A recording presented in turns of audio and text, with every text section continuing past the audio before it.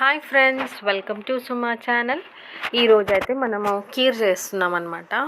So కీర్కు కావాల్సిన ఏంటంటే నెయ్యి, పలుకులు, బాదం, కాజు ఉంటే కాజు కూడా వేసుకోవాలి. సో నేనైతే కాజు వేయట్లేదన్నమాట. సో ముందుగా అయితే 1 లీటర్ పాలు మరిగించుకోవాలి. మరిగిన తర్వాత అందులో చిన్న గ్లాస్ తోటి 3 గ్లాసెస్ షుగర్ అయితే యాడ్ చేసుకోవాలి. యాడ్ చేసుకున్న తర్వాత కొంచెం సేపు మసలనివ్వాలి పాలని. పాలు మసిలిన తర్వాత ఇది సేమియా ఉంటుంది కదా అండి, ఇది కొంచెం నేతిలో వేయించుకోవాలన్నమాట. నెయ్యిలో అయితే వేయించుకోవాలి.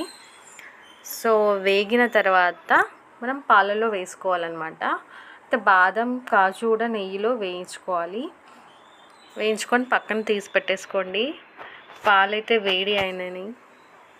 పాలు వేడిగా అయినాయి కదండి. సో అందులో మనము వేయించుకున్న సేమియా ఉంది కదా, అది వేసేసుకొని కాసేపు అలా కలపండి. కలిపితే అది కొంచెం బాయిల్ అవుతుంది. బాయిల్ అయ్యి ఆ సేమియా అనేది ఉడికిపోతుంది అనమాట. ఎక్కువసేపు ఏం పట్టదు, చాలా త్వరగా అయిపోతుంది. చూడండి. సో ఇప్పుడు కొంచెం వేడైన తర్వాత అందులో మనం వేయించుకున్న బాదం, ఆ పలుకులు అన్నీ ఉన్నాయి కదా, అవైతే వేసేసుకోండి.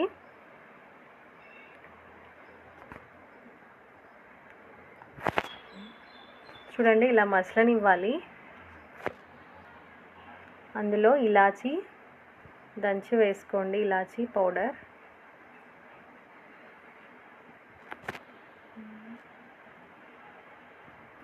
సో చూడండి, రెడీ అయితే అయింది సేమియా పాయసం. చాలా టేస్టీగా ఉంది. సో చూడండి ఎంత బాగా కుదిరిందో. యమ్మీ యమ్మీ టేస్టీ. చూస్తుంటేనే మళ్ళీ మళ్ళీ తినాలనిపిస్తుంటుంది అనమాట కీర్. సో ఇదండి, ఈ వీడియో మీకు నచ్చితే లైక్ చేయండి, షేర్ చేయండి, సబ్స్క్రైబ్ చేసుకోండి.